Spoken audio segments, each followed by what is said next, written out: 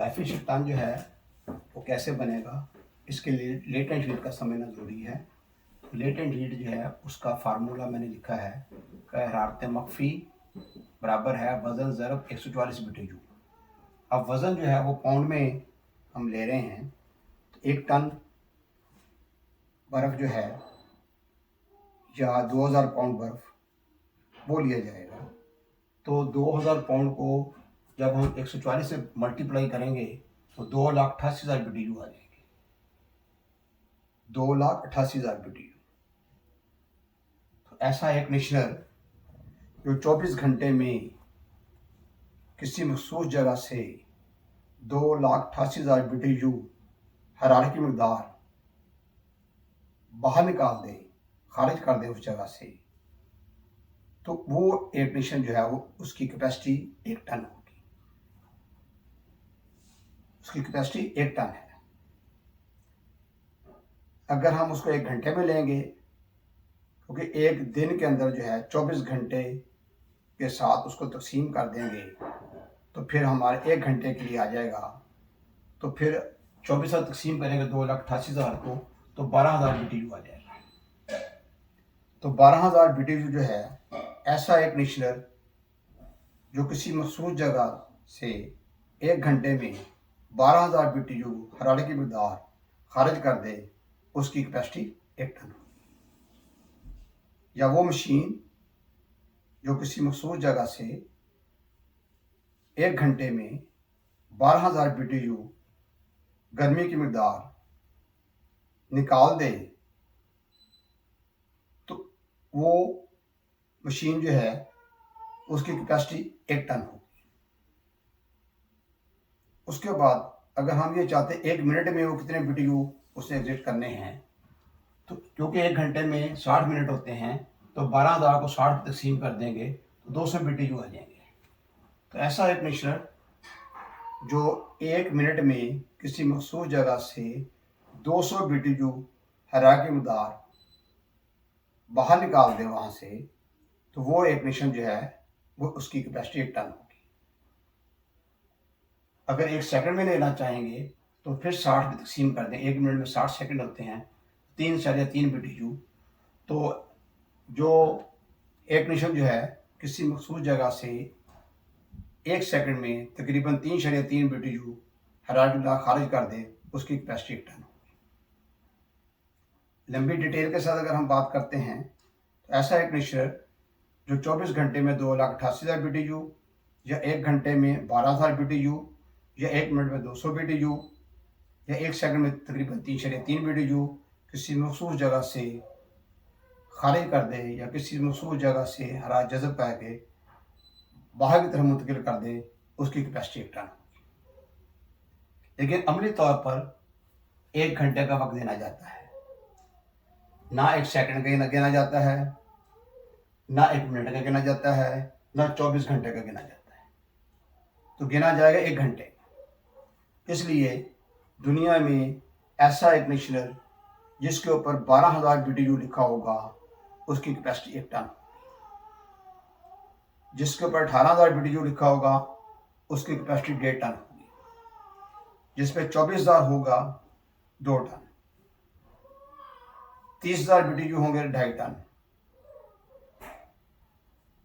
36,000 BTU 3 ton, 48,000 BTU 4 ton, 60,000 BTU 5 ton. इस तरीके से यानी 12,000 BTU को मद्देनजर रखते हुए वो प्लांट बेशक 100 टन का हो, 50 टन का हो, उससे बड़ा हो, तो BTU के अंदर आएगा। इसलिए पूरी दुनिया में जितने भी एयर कंडीशन जो है वो मैन्युफैक्चर हो रहे हैं, जितने भी एयर कंडीशन मैन्युफैक्चर हो रहे हैं, उन तमाम एयर कंडीशनर जो है, ठीक है, उनकी कैपेसिटी 1 घंटे में ली जाएगी। एक और बात, और ये ज़हन में रखिएगा कि बाज़ एयर कंडीशनर जो है उन्हें हम 1.5 टन कैपेसिटी तो कहते हैं, लेकिन उस पर लिखा हुआ है 18,500 BTU या 19,000 BTU लिखा हुआ है। इसका मतलब ये है कि वो एक मिशन जो है वो 1.5 टन से बड़ा है।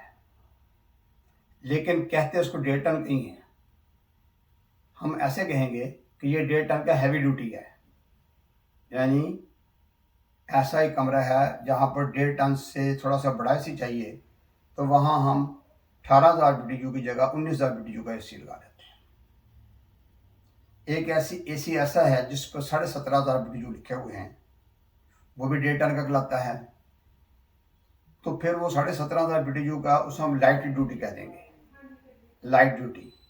लेकिन जो 100% 1.5 टन का होगा वो 18,000 BTU का होगा। इस तरीके से बहुत सारी कंपनी हैं दुनिया में। अमेरिका में बहुत सारी कंपनी हैं जो एसी मैन्युफैक्चर कर रही हैं, जापान में हैं बहुत सारी कंपनी मैन्युफैक्चर कर रही हैं, पाकिस्तान इंडिया में कंपनियाँ ऐसी हैं जो एसी मैन्युफैक्चर कर रही हैं। तो जो 1.5 टन का एसी होगा उस पर 18,000 BTU लिखा होगा। और ज़्यादा 1.5 टन के एसी दुनिया में ज़्यादा इस्तेमाल होते हैं, आम कमरों के लिए, दुकानों के लिए लोग भी इस्तेमाल कर लेते हैं।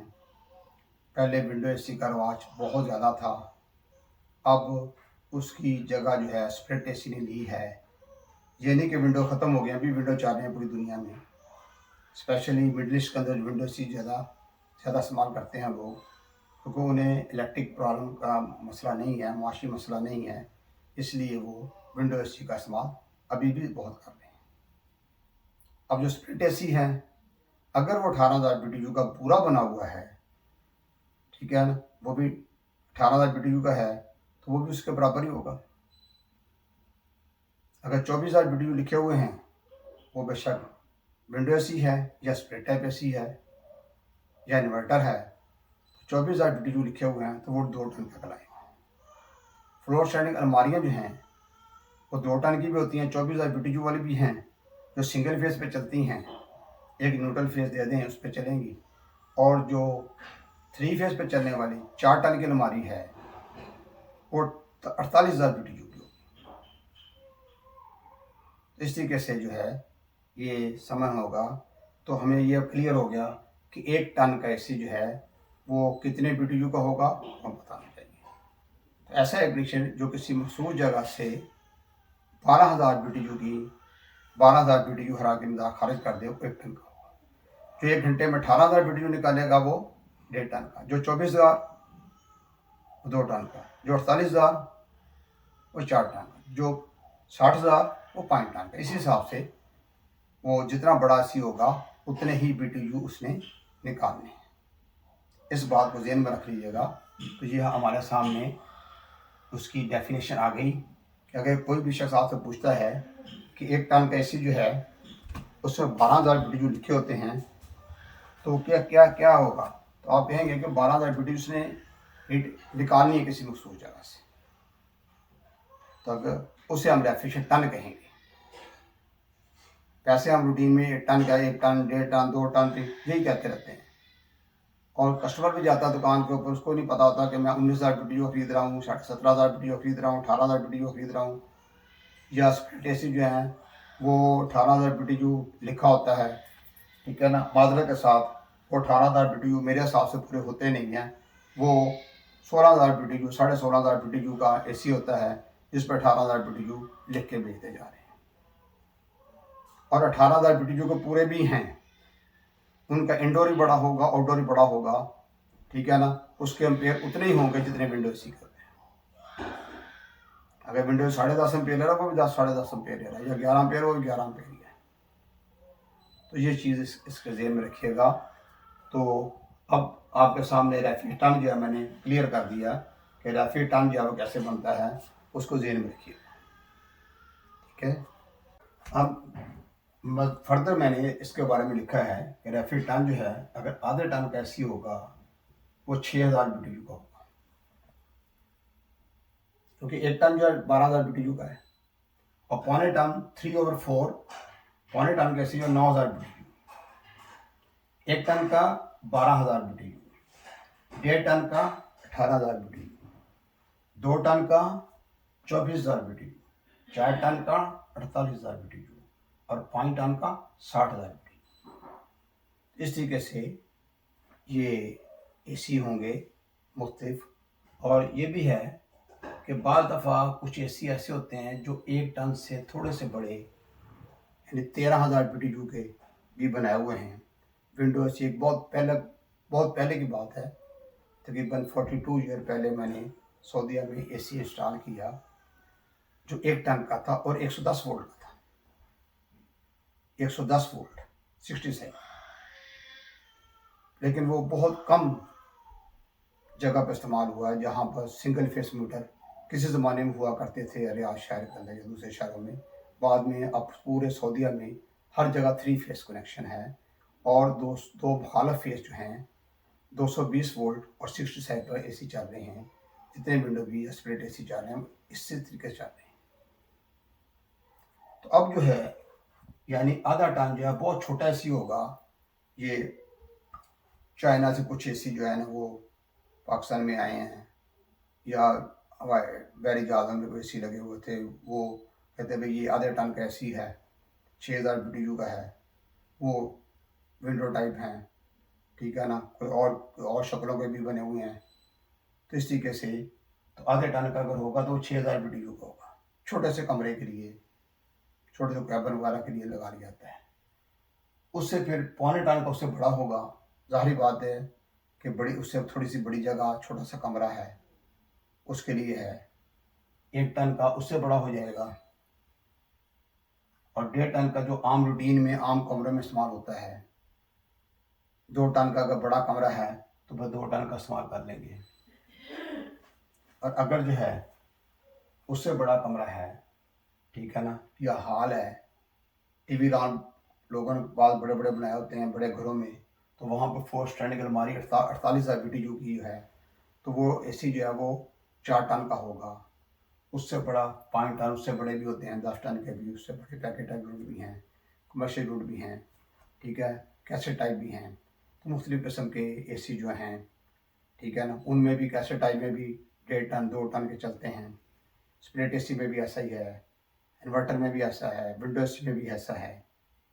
बाहर दौर अगला बात यह आ जाती है कि एक जगह पर आपने एसी लगाना है, ठीक है, तो वो देखना है कि इस कमरे की लंबाई चौड़ाई ऊंचाई कितनी है, उसके डायमेंशन को मद्देनजर रखना पड़ता है।